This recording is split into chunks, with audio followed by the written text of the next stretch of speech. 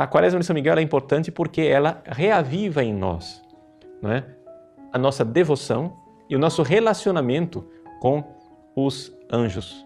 Por quê? Porque, de uma forma geral, a devoção e o nosso relacionamento com os anjos é uma coisa esquecida, né? Nós estamos um pouco nos esquecendo do relacionamento com os anjos. Os anjos são uma criação de Deus extraordinária e estão a nosso serviço. Inspirai, Senhor, as nossas ações e ajudai-nos a realizá-las, para que em vós comece e para vós termine tudo aquilo que fizermos por Cristo, Senhor nosso. Amém. Santa Maria, Mãe de Deus, rogai por nós. Em nome do Pai, do Filho e do Espírito Santo. Amém. Muito bem, boa noite a todos, bem-vindos ao nosso programa ao vivo, uma alegria nós estarmos juntos, né, mais uma vez, para refletirmos e partilharmos um pouco a nossa fé. Vejam, no dia 15 de agosto, agora, né, daqui a 2 dias, inicia um tempo que devocionalmente nós chamamos de Quaresma de São Miguel, né? Esse tempo vai até o dia 29 de setembro, que é a festa dos santos arcanjos Miguel, Gabriel e Rafael.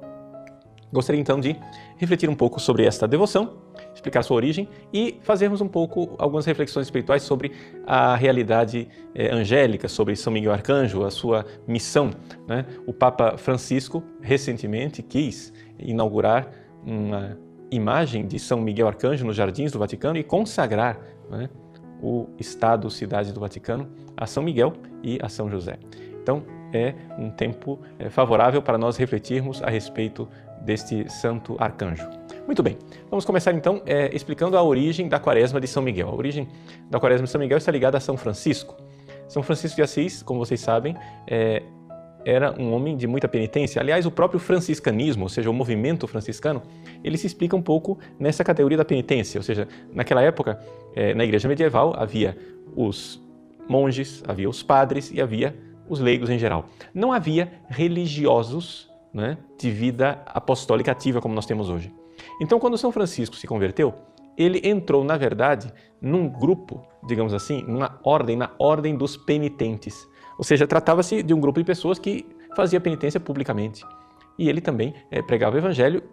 Então, dessa forma, foi surgindo a ordem dos franciscanos. São Francisco, então, era um homem de grande penitência. E ele fazia vários períodos de penitência durante o ano. Um dos períodos de penitência, né, que ele realizava era do dia 15 de agosto, festa da Assunção de Nossa Senhora, até o dia 29 de setembro, porque ali se realizava essa chamada Quaresma de São Miguel. Não é? Era um período a mais de penitência em honra de São Miguel Arcanjo. Aliás, é interessante nós recordarmos que foi durante a Quaresma de São Miguel que São Francisco recebeu, já no fim da sua vida, as chagas que ele tinha. Não é? Ele era marcado com as chagas de Cristo crucificado. Pois bem, como é então que se vive esta Quaresma de São Miguel? Primeira coisa, você deve notar que são 46 dias. Vá ao calendário e você contando do dia 15 de agosto ao dia 29 de setembro, são 46 dias. Mas, no meio desses 46 dias, existem também 6 domingos. Então, na realidade, não entra dentro da Quaresma de São Miguel os domingos, né? Que podem ser considerados, digamos assim, tempos de um pequeno parênteses daquela penitência que está sendo feita da Quaresma de São Miguel. O que é necessário para viver a Quaresma de São Miguel? Nós temos aqui o devocionário a São Miguel Arcanjo, que é publicado pela Canção Nova. Na página 73, quem tem o devocionário vai encontrar a seguinte explicação. A Quaresma em honra a São Miguel Arcanjo inicia no dia 15 de agosto e termina no dia 29 de setembro, com a festa de São Miguel. Então, o que é que se aconselha?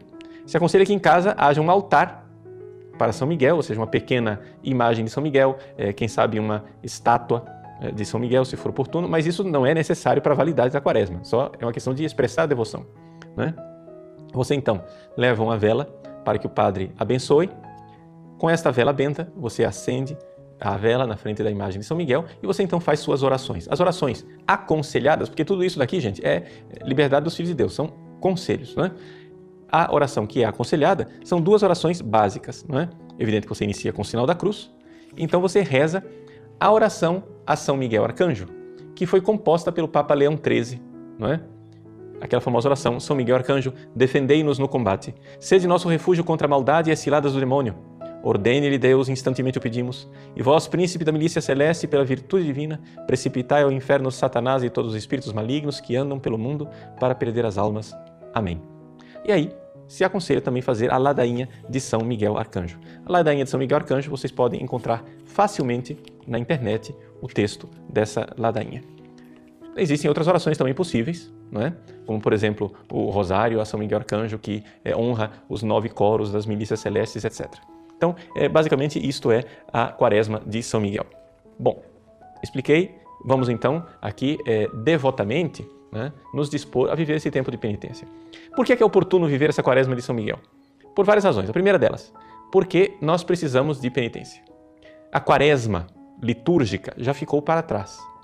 O próximo período de penitência que nós vamos ter é o Advento, né, que está razoavelmente longe. E nós vamos aí ficando, né, um pouco lerdos na nossa vida de penitência. Então, é um momento interessante, importante, bom, oportuno para você retomar a sua vida de penitência. Segunda coisa, a Quaresma de São Miguel é importante porque ela reaviva em nós, né, a nossa devoção e o nosso relacionamento com os anjos. Por quê? Porque, de uma forma geral, a devoção e o nosso relacionamento com os anjos é uma coisa esquecida, né? Nós estamos um pouco nos esquecendo do relacionamento com os anjos. Os anjos são uma criação de Deus extraordinária e estão a nosso serviço. Então, para você compreender, né, quem são os anjos e como é que eles se relacionam conosco, você aqui veja o seguinte. Olhe para a criação material. A criação material ela tem graus, na verdade. Então, você tem os minerais, que são realidade morta, inanimada. Você tem depois os vegetais. Você tem os animais e no topo dos animais você tem então os seres humanos, que são, digamos assim, uma realidade de transição. O ser humano está na transição entre o mundo material e o mundo espiritual, porque o homem tem alma. Nós somos corpo e alma. Nós somos mais ou menos uma síntese, poderíamos dizer quase que do universo criado. Não é?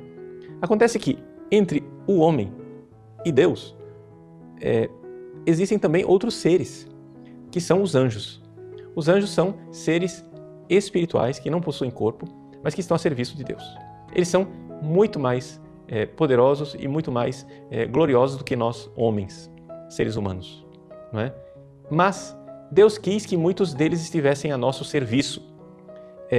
Se você for estudar um pouco, nós temos uma aula sobre isso, né, no nosso curso de Catecismo da Igreja Católica. Então, aqueles que fazem o curso de Catecismo e são alunos inscritos, podem aprofundar com relação a essa realidade dos anjos. Existe a hierarquia celeste, né, os 9 coros dos anjos. Como é que os autores espirituais chegaram a essa distribuição dos 9 coros dos anjos? Bom, por uma realidade muito simples. Alguns deles tiveram realmente revelações divinas. Outros fizeram um raciocínio simplesmente teológico-filosófico. Ao olhar a Bíblia, você encontra lá 9 nomes diferentes para designar os anjos, começando dos serafins, né, os querubins, os tronos e assim por diante, os 9 tipos de anjos que estão na hierarquia celeste. Depois, os autores teólogos começaram a refletir que existem 9 funções diferentes para os anjos e distribuíram, então, essas 9 funções nos 9 coros. As coisas são muito simples, não é?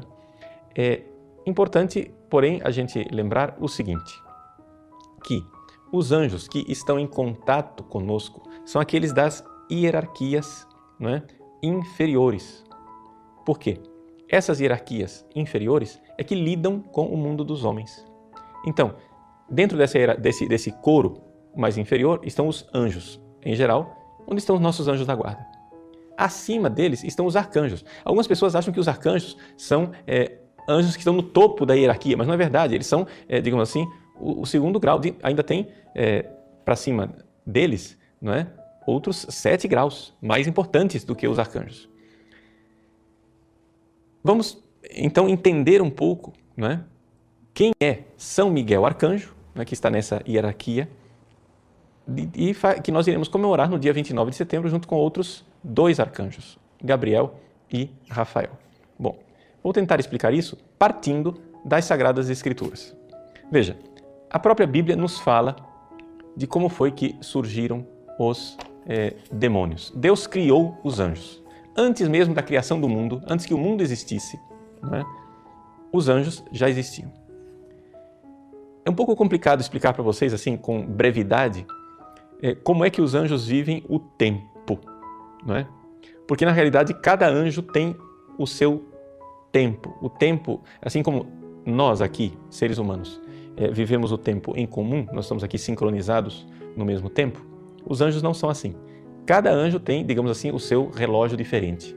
De tal forma que uma coisa que para um anjo dura um segundo, para um outro dura séculos. Então cada anjo é um pouco diferente. Seja como for, existe o tempo para os anjos. E como é que nós sabemos que existe o tempo para os anjos? Nós sabemos que existe o tempo para os anjos porque eles foram criados todos bons. Mas, conforme a Sagrada Escritura, 1/3 desses anjos decaíram, ou seja, 1/3 das estrelas do céu caíram. 1/3 das glórias celestes precipitaram no abismo do inferno, por desobediência. Ora, se eles eram bons e ficaram maus, existe um antes, existe um depois. Se existe um antes, existe um depois, de alguma forma, isso é um tempo. Nós não conseguimos imaginar o tempo dos anjos, porque nós não temos experiência disto, mas logicamente, conceptualmente, filosoficamente, nós vemos que existe um tempo para os anjos. Então, os anjos, eles viveram um tempo, um período de tempo. Deus os criou e pediu deles uma provação, um momento de fé em que eles deviam confiar em Deus. É importante nós lembrarmos que quando Deus criou os anjos não estavam na presença de Deus. Deus se revelava a eles de alguma forma, né, muito superior, maravilhosa, mas era uma revelação, não era Deus face a face. Eles não viam Deus face a face. Aí você vai dizer, padre, como é que o senhor sabe disso? Por lógica das coisas. Ou seja, Deus, ele é uma verdade tão atraente que uma vez que você vê essa verdade, é como se você não tivesse mais escolha. Então, Deus criou os anjos longe da sua face, estavam na sua glória, estavam no céu, digamos assim, porém não viam Deus face a face, viam somente uma revelação de Deus. E Deus, então, pediu a estes anjos uma prova de amor. Você vai dizer, mas para que Deus inventou de provar os anjos? Por uma razão muito simples. Deus é amor e Ele quer ser amado. Deus quer filhos amorosos, Ele não quer fantoches, Ele não quer gente sem liberdade. Então é assim que Deus permitiu que os anjos fossem provados para que os anjos aceitassem o amor dEle, se submetessem no amor dEle e assim o adorassem, mostrassem o seu amor e fossem admitidos ao céu conforme a glória de cada um. Então, vejam, foi assim que foi feita a coisa. Deus criou os anjos são miríades e miríades, ou seja, nós poderíamos dizer tranquilamente que trata-se de pelo menos de alguns trilhões de anjos. Você vai dizer, mas padre, tudo isso? Sim, mas veja, se as partículas materiais são tão abundantes, não é? Se nós olhamos para esse universo material, que é uma coisa tão inferior aos anjos, e o universo é tão vasto, imagine o universo dos anjos, tem que ser muito maior ainda. Então os anjos são miríades e miríades, trilhões e trilhões de anjos. Bom, estes anjos foram criados e eles foram criados numa hierarquia. Por quê? Porque nem todos tinham a mesma inteligência, nem todos tinham os mesmos dons. Deus não cria as coisas iguais, não é? Então, no topo dessa hierarquia, havia um anjo muito glorioso, inteligente, belo, maravilhoso, chamado Lúcifer, não é? E abaixo dele, os outros anjos, conforme a hierarquia dos coros celestes. Muito bem. Deus, então, fez Lúcifer e fez Lúcifer extraordinariamente maravilhoso. Deus realmente, digamos assim, não se poupou. Deus foi muito pródigo, muito generoso com Lúcifer. E fez Lúcifer um ser extraordinário de beleza e de inteligência. E então Deus foi e se revelou a estes anjos e pediu a eles algumas provas de amor. Como que nós sabemos quais eram essas provas de amor? Nós sabemos quais são essas provas de amor por várias razões, por tradição, mas também pelo próprio ministério dos exorcistas. Por quê? Porque nós vemos que existem algumas ideias que são insuportáveis para os demônios. Não é? Os demônios, eles não têm corpo. Então eles sofrem quando nós colocamos diante deles algumas verdades. É a verdade, são ideias, verdades que atingem o demônio e ele sente aquilo insuportável. Então existem algumas verdades que os demônios, contra as quais os demônios se revoltam de forma especial. Então, pela tradição e pela reação dos demônios aos exorcistas, nós podemos ver o seguinte, que Deus criou os anjos e pediu a eles o seguinte, olha só, eu quero de vocês que vocês se submetam ao meu amor e que vocês mostrem que aceitam o meu amor e que estão dispostos a me servir. Então vocês irão me adorar quando o meu Filho, a segunda pessoa da Santíssima Trindade, se encarnar num homem. E Deus então mostrou o que viria a ser a humanidade. Os anjos ficaram chocados com aquilo, não é? A ideia foi chocante. Eles, seres luminosos e gloriosos, agora têm que adorar Deus numa criaturinha desprezível como é o ser humano. No entanto, os anjos aceitaram aquilo, alguns já começaram a se revoltar. A segunda ideia, que os anjos contra a qual os anjos especialmente se revoltaram. Deus revelou que os seres humanos iriam pecar e que o filho dele iria terminar morrendo na cruz. Pois bem, eles, anjos, deveriam adorar o Cristo crucificado. A ideia tornou-se ainda mais repugnante para muitos desses anjos. E finalmente Deus revelou uma terceira realidade, que eles, os anjos, não seriam das criaturas de Deus a mais gloriosa, mas haveria uma mulher, através da qual o Filho de Deus iria nascer no mundo, que seria a rainha dos anjos, à qual os anjos todos deveriam servir, porque ela estaria acima de todos os anjos. Diante dessas verdades, Lúcifer e os demônios começaram uma batalha no céu. Esta batalha foi uma batalha de ideias. Ele começou a tentar persuadir, para vocês entenderem batalha de ideias, vamos usar a palavra pregação, né? Ou seja, começou a pregação dos anjos fiéis a Deus e os anjos que estavam sendo tentados para pecar e para se revoltar contra Deus. E eles começaram então esta luta lá, uma luta celeste, não é? De tal forma que houve perdas dos dois lados. Houve perdas do lado dos anjos bons e perdas do lado dos anjos maus, ou seja, anjos maus se converteram e voltaram para Deus e anjos bons se perderam e foram para o inferno, não é? Essa batalha, não é, está descrita com toda a brevidade de um parágrafo no livro do Apocalipse. Está escrito em Apocalipse capítulo 12, versículo 7. Houve uma batalha no céu.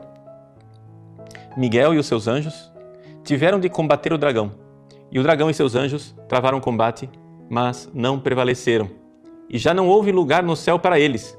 E foi então precipitado o grande dragão, a primitiva serpente, chamado Demônio e Satanás, o sedutor do mundo inteiro, foi precipitado na terra e com ele os seus anjos. É um parágrafo. Na verdade, são 3 versículos. E ali está resumida toda essa história dos anjos, que é uma história que nós não sabemos avaliar no tempo, porque é no tempo angélico. Mas é uma longa história, antes da história da humanidade, que nos foi revelada.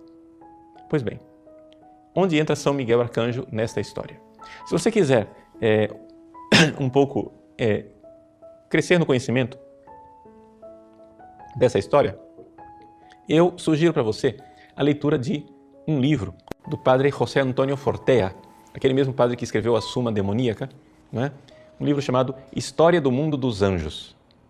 Esse livro é publicado pela editora Palavra e Prece e é muito interessante porque o padre Fortea escreveu em forma de romance, por assim dizer, né? Em forma de narrativa, como se um anjo estivesse contando para nós tudo o que aconteceu com os anjos. É uma obra literária que nós não devemos levar ao pé da letra, mas é uma obra literária que tem uma teologia por trás, né? Então, o padre Fortea, como teólogo, né, elaborou essa obra literária, narrativa, fácil de se ler e que é muito interessante, né? É uma leitura muito agradável, o livro é bastante breve, são 140 páginas, então o livro é pequenininho, né? E eu só gostaria de ler para vocês a página 63, em que o padre Fortea explica de forma magistral por que é que São Miguel, que não é o maior dos anjos, é o príncipe da milícia celeste. As pessoas não entendem isso. Ou seja, existe uma hierarquia de 9 coros angélicos. E aí, de repente, lá no céu, para lutar contra Satanás, contra Lúcifer, que era o maior de todos os anjos, ou seja, o dragão, Deus escolhe um anjo pequenininho, o arcanjo Miguel. Por que é que Miguel é o príncipe das milícias celestes, né? Ou seja, ele está no penúltimo grau da hierarquia celeste, é como se ele fosse ele não era soldado raso, mas era cabo, digamos assim, né? Ou seja, não era nem sargento, era cabo. Então, por que é que São Miguel Arcanjo foi escolhido. Eu vou ler para vocês porque é muito interessante. Dentre os anjos fiéis a Deus, no meio de todas estas lutas, houve um que se destacou. Não se tratava de um anjo superior, mas o seu amor era superior. Gente, essa frase é de ouro. Isso explica tudo de São Miguel. Ele não era superior, mas o seu amor era superior. Foi ele quem manteve mais viva a chama da fidelidade nos piores momentos da batalha. Quando tudo estava escuro, parecia que a metade dos anjos ia se rebelar. Foi destacado no bem e a sua fé iluminou a muitos. Foi ele quem, no momento mais escuro, na hora mais terrível, no qual as multidões começaram a duvidar, multidões de anjos aqui, nós estamos falando de trilhões de anjos, não é? No meio do inicial silêncio geral, ou seja, só para colocar o contexto para vocês, né? O Padre Forte, ele faz a narrativa de Deus revelando os segredos. Ele vai e revela que Deus vai se encarnar no Verbo, o Verbo vai se encarnar em Jesus. Os anjos ficam chocados. Depois, que ele vai ser crucificado, ficam mais chocados ainda. E que a rainha dos anjos vai ser a Virgem Maria, eles ficam mais chocados ainda. Aí começa a luta geral, tenebrosa, né? E quando Lúcifer finalmente coloca os seus argumentos e todo mundo fica chocado, né? Lúcifer diz que Deus não pode ser amoroso, né? Isso que Deus está exigindo é um absurdo, isso que Deus está pedindo é o fim da picada, e blasfemou contra Deus. Quando Lúcifer blasfemou contra Deus e todos ficaram chocados, naquele silêncio em que Lúcifer dizia: vocês são tolos, vocês estão seguindo essa lógica louca dele, daqui a pouco ele vai querer que nós o adoremos numa vaca, né? É absurdo isso que Deus está exigindo de nós. Deus está nos humilhando. Sejam livres. Nós precisamos ser livres. Muito bem. Quando Lúcifer apresentou seus argumentos e houve um silêncio geral, nesse silêncio geral, Miguel, que não era um anjo superior, mas era superior no amor, o seu amor era superior, no silêncio geral, ele gritou: quem como Deus? Em hebraico, Mi-ha-el. El é Deus, né? Mi é quem, Ha como, quem como Deus. Quem é como Deus?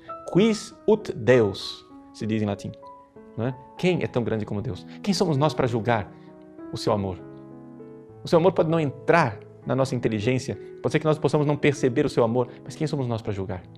É uma palavra de verdade, é uma palavra de humildade, a humildade de São Miguel, né? Então aquela espada de São Miguel é a espada da verdade que cravou no coração de Lúcifer, mas é também a espada da humildade de quem se coloca no seu lugar e adora Deus. O Padre Fortea continua: foi assim que ficou o seu nome, Miguel, o lutador infatigável e invencível. Miguel continuava a se destacar como guerreiro. A luz do seu veemente amor iluminou a muitos anjos que estavam confusos. O seu amor arrebatador derrubou a muitos que lutavam em favor do erro. Inclusive, aqueles que combatiam com Lúcifer reconheciam que nenhum dardo envenenado com suas razões podia penetrar a couraça de sua fé inquebrantável.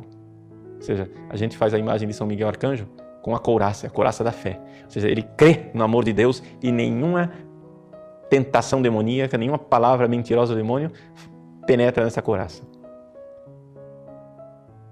No meio da dúvida, ele foi imbatível. Ele é representado com uma couraça, mas ele não portava nenhuma couraça material.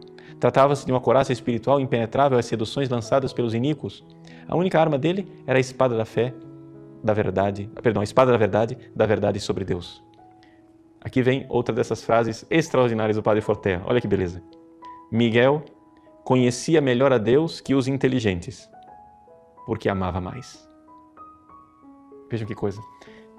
Lúcifer era muito mais inteligente do que Miguel. Mas Miguel conhecia muito mais a Deus, porque amava mais. O amor que nos faz conhecer Deus. Veja que coisa linda. Que coisa extraordinária. O amor é que nos faz conhecer. Se você quer conhecer uma pessoa, você precisa amá-la primeiro.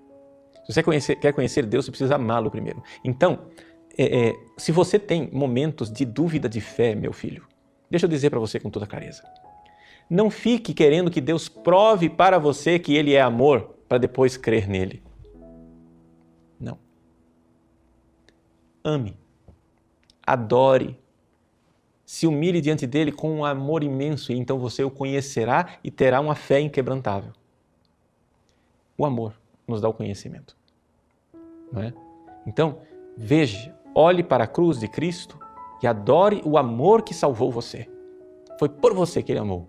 Foi por você. Olhe para aquela cruz e creia que aquilo é amor por você. Que Jesus naquela hora pensava em você. Não pensava na humanidade de forma genérica, não. Por quê? Porque embora ele fosse humano, ele é Deus que se fez homem. E embora fosse uma alma humana, Deus deu àquela alma humana um poder extraordinário para poder cumprir sua missão. E a missão de Cristo era amar a cada um de nós. Portanto, Cristo na cruz pensava em mim, em você, pessoalmente. Ele amou você pessoalmente. Você com sua história, com seu nome, com seus pecados, com suas misérias. Ele olhou para a minha história de vida. Eu, Padre Paulo Ricardo, traidor, sem vergonha, pecador, miserável. Ele olhou para mim e me amou pessoalmente. Na cruz. Ame de volta. Creia neste amor e ame de volta. Ame de volta e você conhecerá a Deus, muito mais do que tudo. Se você ousadamente amar de volta esse amor, você o conhecerá e tudo então começará a ter uma lógica, tudo então começará a ter sentido. Você poderá ter a fé inquebrantável de Miguel, você poderá usar a palavra da verdade, a humilde palavra da verdade, para rebater as ciladas e as misérias e as mentiras do inimigo. Miguel conhecia melhor a Deus que os inteligentes, mais do que os inteligentes, porque ele amava mais. Por essa razão, aqueles que foram ao seu encontro tiveram que recuar, ou seja, os malignos, os miseráveis, não é? Que tiveram que recuar diante disso tudo. Algumas pessoas ficam perguntando, padre, mas por que é que Deus não perdoa Satanás? Por que é que Deus não perdoa Lúcifer? Bom, a realidade é a seguinte, ele ofereceu o perdão para Lúcifer nesse tempo do perdão. Na página 89, o padre Fortea, digamos assim, redige na narrativa dele o diálogo de Deus com Lúcifer quando Deus oferece a última chance para Satanás. Ele diz assim, meu filho, é Deus falando com Lúcifer, volta para mim. Esta é a tua última oportunidade. O teu pecado não é maior do que a minha misericórdia. Fui grande ao criar o céu, mas maior é o meu perdão. Se retornares e choras as tuas faltas, tu serás a joia do céu. A luz da minha compaixão perfeita resplandecerá em ti. Os milênios te contemplarão e me glorificarão. E aí Deus fala, veja, Lúcifer, se você voltar atrás, se você se arrepender, os seres humanos que vão pecar, não é? Eles irão olhar para você, Lúcifer, e vão dizer assim, nossa mãe, se Deus perdoou Lúcifer, vai perdoar nós também. Né? Eles, olhando, compreenderão que não há pecado que não possa ser perdoado. Tu, melhor do que ninguém, poderás transmitir esta confiança àquele que caiu. Tu serás um grande pregador, um grande intercessor ao longo dos séculos. Então Deus está dizendo, Lúcifer, eu dou para você uma missão, você se converta, e aí você vai ser aqui no céu um intercessor que vai dizer assim, vai repetir sempre. Pai, se perdoastes a mim, perdoa também a eles. Essa é a proposta de Deus para Lúcifer. Mas é evidente que Lúcifer não aceitou. Disse, non serviam, não servirei, jamais me ajoelharei diante deste homem nascido de uma mulher. Jesus. Então, nesse momento, diz o padre Fortea, que o dragão ameaçou em se lançar de novo em direção ao mundo angélico, Miguel, o arcanjo, desembaiou a espada e a mostrou a ele. E Satã deu um sorriso irônico e com um gesto de desprezo, deu um impulso para se jogar em direção das nuvens dos anjos. E Miguel, sem duvidar, e com um gesto instantâneo, cravou-lhe a espada no coração. A verdade enterrada no próprio coração do diabo teve um efeito fulminante. O imenso dragão ficou como com seus pés colados ao chão, como se não pudesse levantá-los 1 milímetro. E aí então, Miguel então expulsa Satanás do céu. É somente uma forma romanceada, digamos assim, de expressar num livro inteiro aquilo que a meditação teológica dos séculos da igreja e da tradição, né, nos revela a respeito do mundo angélico e que está aqui num pequeno parágrafo do Apocalipse, né, de São João. Então, vejam, por que é importante nós vivermos essa quaresma de São Miguel? Primeiro, porque a penitência é importante por causa dos nossos numerosos e graves pecados. E segundo, porque nós precisamos ter um relacionamento com os nossos anjos da guarda, ter um relacionamento com São Miguel Arcanjo, que é o anjo da guarda da igreja, principalmente nesse momento em que a igreja vive atribulada, nesse momento de crise, né, em que a igreja tanto precisa da palavra da verdade, da ortodoxia e da humildade de São Miguel para servir a Deus. Então, aumentar a nossa devoção para com São Miguel, sabendo, tendo a ele como modelo, com esta fé, essa couraça da fé inexpugnável e essa espada da verdade. Nós, protegidos por ele, podemos servir a Deus também nessa nossa luta. Porque a vida do homem na terra é uma luta. Essa luta que terminou lá no céu, ela continua aqui, não é? Porque nós, ou seja, para os anjos não há mais mudança. Os que estão salvos, os que estão perdidos. Mas para nós a luta continua. Nós temos ainda a nossa alma em perigo e nós podemos ouvir uma palavra da verdade ou podemos ouvir a palavra da mentira. Precisamos da ajuda dos anjos. Deus quer nos ajudar através dos nossos santos anjos.